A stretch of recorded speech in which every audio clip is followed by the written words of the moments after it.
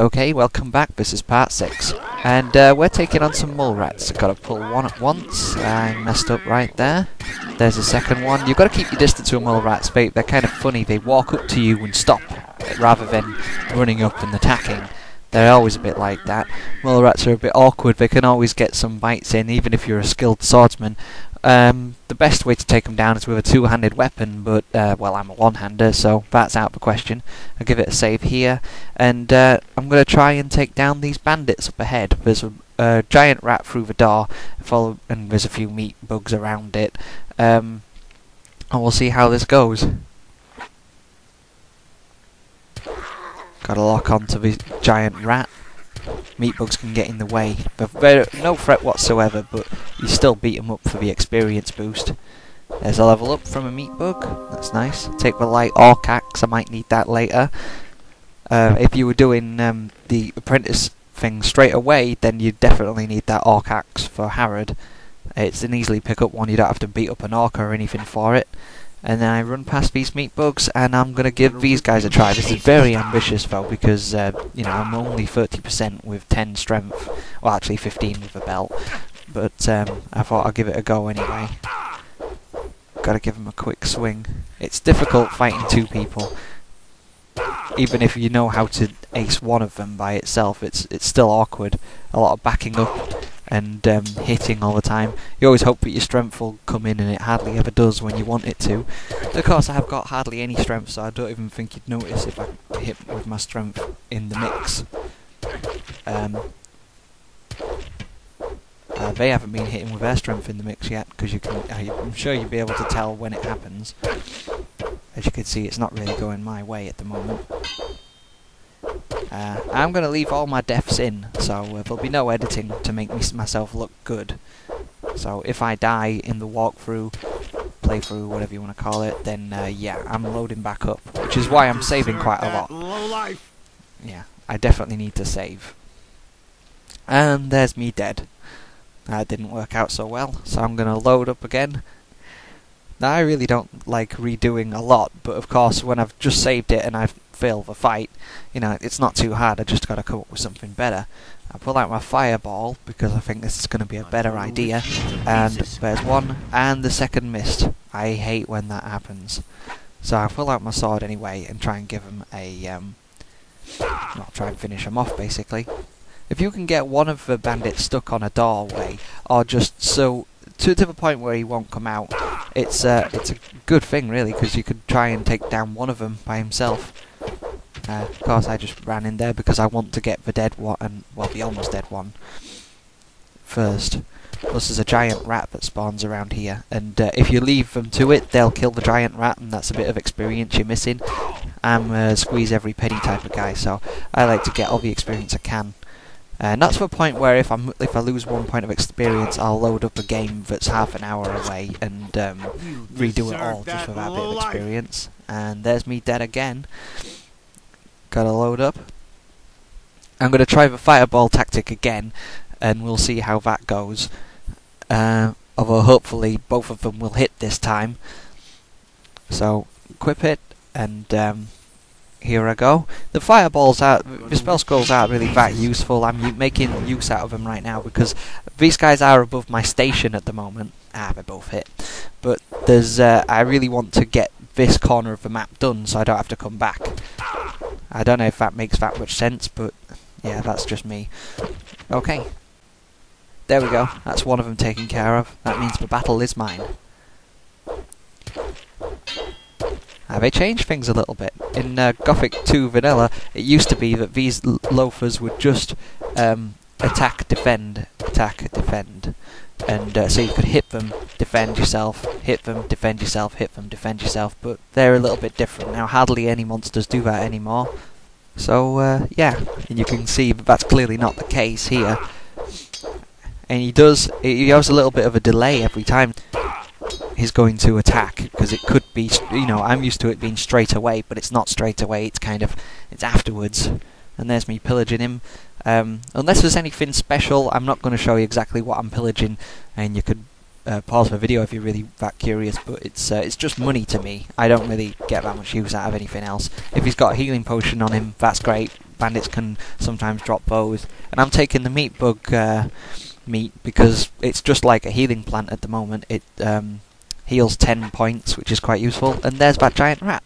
This is why I jumped into a battle, really, because I hate it when those bandits get that giant rat. I know it's only 30 experience, but I don't know, I kind of like that. I just like to get as strong as I can, and every point of experience counts. Now, I'm sure I'm going to miss a few quests in the walkthrough, and that's missing experience, I know, but hey, you can't do everything. It's just, I think I have something against leaving monsters. I don't like monsters or humans to kill other monsters or humans. I like to get the kill myself. This is why I'll never lead any like orc to the castle gates wanting the guys to kill it for me, because I want that experience for the kill. If there's an orc after me, then I'll lose it before I go to the castle. You know, the town gates. But the town gate guards are actually quite strong. I'm sure if you're a different kind of player, you always think, oh right, this is great and clever, I can just lure them off to the paladins or something like that. And it does work, it just, you don't get any stronger because of it. It's better to just leave them alone and then come back when you're stronger. So anyway, I pillaged that place, and now I'm going to make my way up to the upper plane. I have a plan.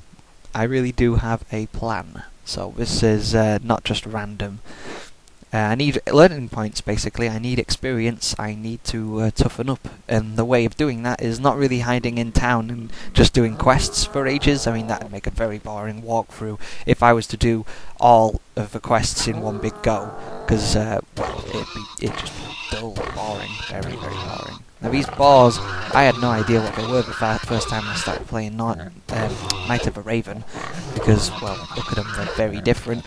I actually thought they were some kind of form of wargs, so I avoided them for a while, and then I came to find out that they're not actually that tough. Although we could still hit you a couple of times, as that one did. I'm not the best fighter in the world. Whenever I've done those fighting videos, I've normally had a few tries at it before I actually get it right. And there we go. I'm going to try and lure one scavenger at once, because it's totally doable. There's lots of monsters that are lureable one at once, and at this point, you know, I really can't take on more than one, or else I'll either die or take a lot of pain for it. I'm sure later on, though, I'll be running into like hordes of like 10 or so more of them, because I know that I'll have the armor and the percentage of the strength to take them down.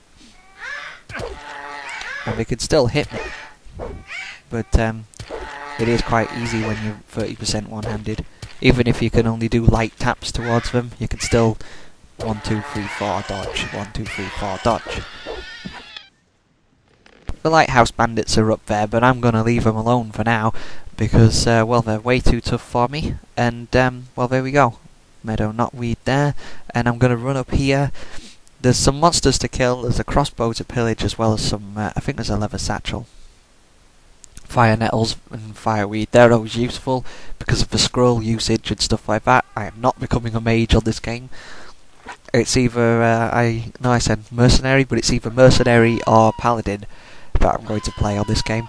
Doesn't make much of a difference, really. Well, I mean, it makes a big difference, but I think the better side to play is probably paladin. Because of the armour, I'm just a big fan of the armour. There's one thing I always thought they got really wrong on Gothic 3, was that the armour just does not look very good at all. Especially in comparison to Gothic 2, it's even a higher resolution in Gothic 2, and it's like, what's that all about? Gothic 3 has great graphics, but the armour looks terrible. And the helmet, don't get me started on the helmet. I can't believe no one has made a good paladin helmet to go with the paladin armour. The first paladin's helmet looks terrible. It really does, and it's like, well, okay, it's the first one, it's an antique, where's the real paladin helmet, you know? Oh well. I always thought that you should be able to put the visor down on Gothic 2's paladin armour, because you'd look a lot more badass with the visor down, wouldn't you? Just an armoured knight with, you know, no face, basically. I'm fairly sure they're proud of their lip-syncing abilities, but it doesn't really work on the English version, as everyone knows, because it's a German game, so what's lip-syncing matter? It just doesn't work. German and English are too different. Anyway, I've killed those monsters and I've taken the crossbow, and now I'm running on. I'm trying to avoid him. I don't know why. I just don't like talking to people. I can keep a running commentary if I don't talk to people as well, which makes it a lot more interesting. So I'm going to go around him and try and take down these scavengers. The reason I'm getting further up is because if I took him on from the front, as the scavengers ran towards me, he would pull out his bow and get the kill, and that's what I'm trying to avoid. So I just get close enough to get one of them, wait for it to charge at me, and then I take a few steps back so I don't anger its other one. Because if you just pull it where it is and then start fighting, you go forwards, as you can see I am doing, and that gets the other one. Perfect example of what I was doing right there. That was to more show you, actually, than to what I would actually do. Normally I'd take a few steps back. I am taking a bit of damage here because I'm just playing a bit more on the Berserker side. But whatever, I've got lots of healing plants and healing potions, and even meat bug meat that I'll use. It's all good. So take the meat. I don't even know why I take the meat, to be honest, because I hardly ever use it. I never fry it up because it takes far too long, and it's not that big a deal. I think they were more proud of the fact that, oh, if you cook raw meat, it'll go into fried meat, and I'm like, yeah, but it's not really got that much use. In Gothic 3, it's got loads of use, because it works on percentage, and fried meat heals you 20% of your health. If you've got like 1,000 health points, then, you know, that's 200 health in every meat, which is fantastic. So anyway, we are up here for a reason, and that reason is we are, well, fire metal right there, and also we've got the Ring of Astral Power and 2 Destroy Undead scrolls, as well as a heal medium wounds and a small firestorm. I don't think I'll be using the small firestorm in particular. What I really wanted from it was the Astral Ring of Power, which gives 10 mana if you put it on, which I will be using, not as a permanent ring, of course, just for when I'm using spell scrolls. And there's also a King Sorrel up here right next to those 2 healing herbs, which are also good to get at this level. It's the Destroy Undead spell scrolls that are fantastic, though. You can kill any type of undead thing. I think it even works against, well, I mean, it did in the vanilla, but I can't remember it working on this one. Works against the last boss, the undead dragon, because it's an undead thing, and it does 1,000 magic damage to undead in one spell scroll. I'm fairly sure you should be able to ice it with just 1 or 2 spell scrolls, and like that's the final boss. But no, I'll be using them on skeletons, just the 2-handed ones. I could also use them on if I've got some more, because I know Xurus sells some. I could use them on the 2 undead lords that guard the dragon slicer, and that's easy experience, and you get a 2-handed sword from each of them, as well as, you know, you get the dragon sword and all the dragon slicer, sorry, and all the you know, jewelry and stuff that's with them. It's a win-win thing. It's been a few days since I captured all this at once, because I get about an hour of capture time, and then I've got, I don't know, about 3 videos out of what footage I captured. So I'm going to carry on. Up this hill, which I'm taking a little detour for, is another King Sorrel and a meadow knotweed right next to a thin tree. Now, if you ever saw my video, the King Sorrels, I basically link up where all the King Sorrels are. So I'll take that healing plant. There we go. King Sorrel on the floor right next to a meadow knotweed. It's the thin tree. I think there's only one type of tree like that up on that hill. And I run straight back down to do battle with another boar. Give it a good save. And I'm going to be hunting dragon snappers before long, because, well, it's all about technique of dragon snappers. There is actually really easy. I could probably take on a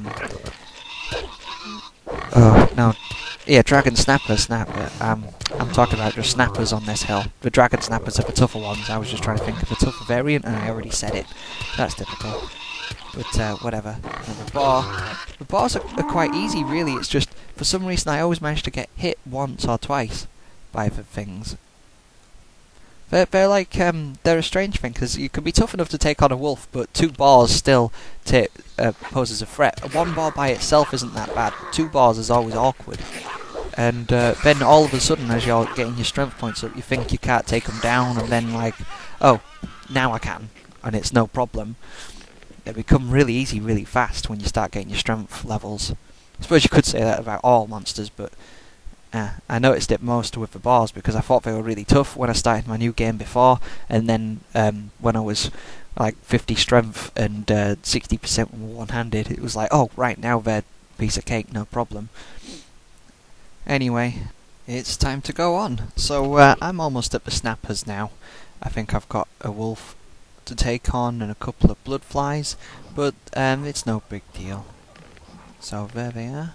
Give it a save, because you never know what's going to happen. I always could drop the ball. So yeah, I need a healing herb quickly and put it away. Out comes a sword. Well, it's a stick. And 2 wolves. They're not too hard to take down by themselves, but the 2 of them can pose a threat still, so you have to use a lot of backup, and then you have to know when to strike. Well, I mean, you can see me do it really. You want them to both strike at the same time. If they strike one at once, then you're always going to get hit when you're hitting one of them. So, I mean, you know, I'm still taking a bit of damage from them, but they can hardly do me any damage. The armour makes a big difference at this point. If I was unarmoured, I'd be taking a lot more damage.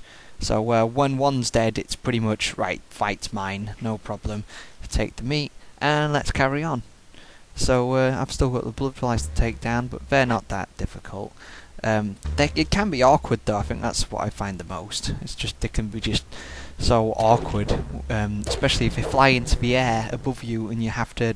Well, there's only one way of doing that really. You either start running away from it, or you try and run up a hill. If there's a hill nearby, it's no problem because you can just run up there, and then they'll fly towards you, but still in combat, and then you can.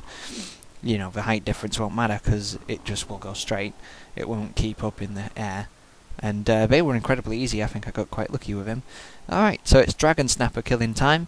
And let's see how this goes. Got quite a lot of them to kill overall. There's quite a lot on the outside of the hill. I always like killing these ones. I know that I'm not strong, and I know that it's going to take a lot of hits.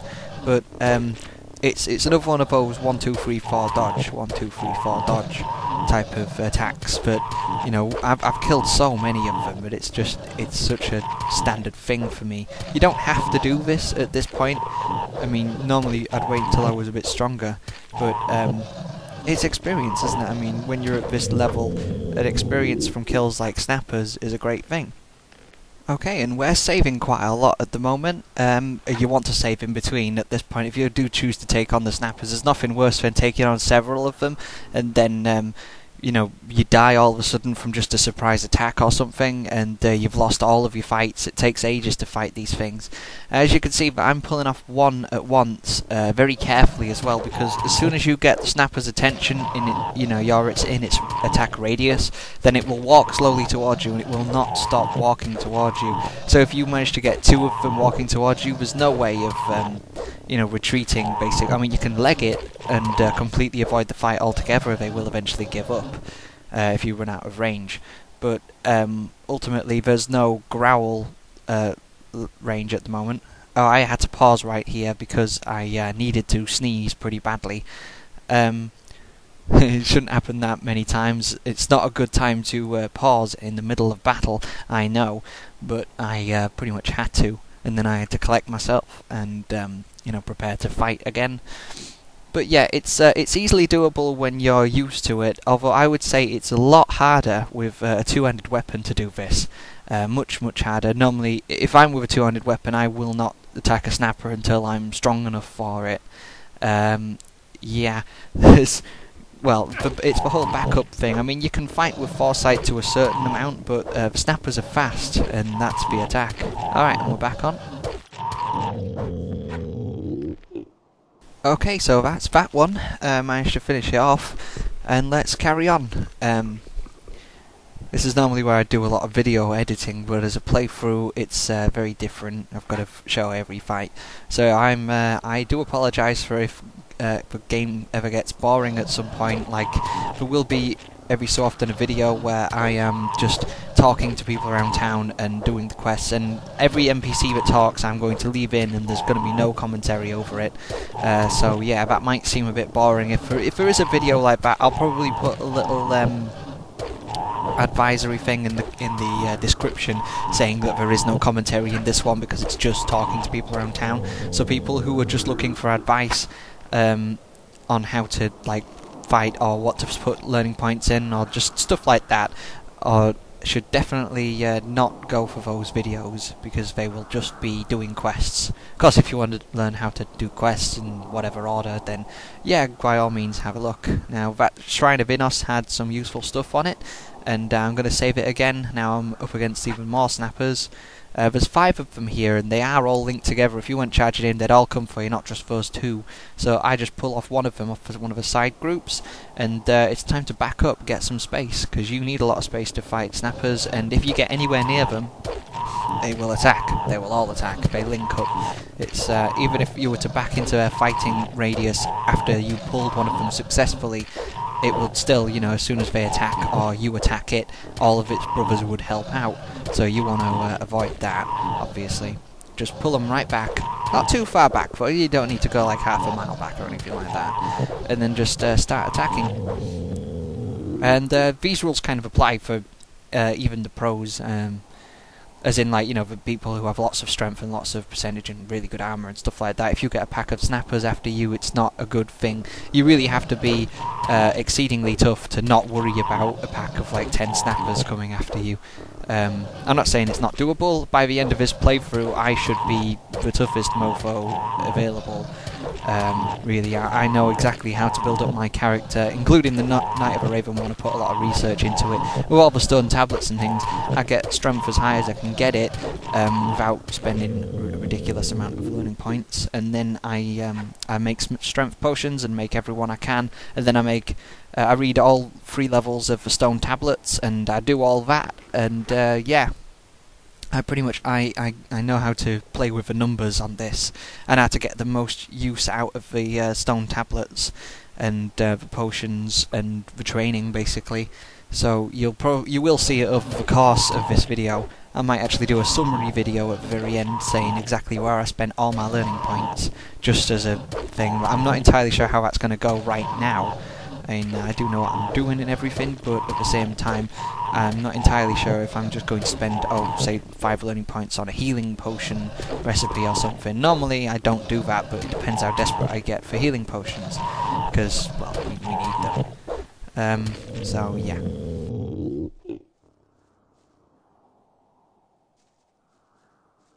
Okay, and that was that video. I'll see you in the next one.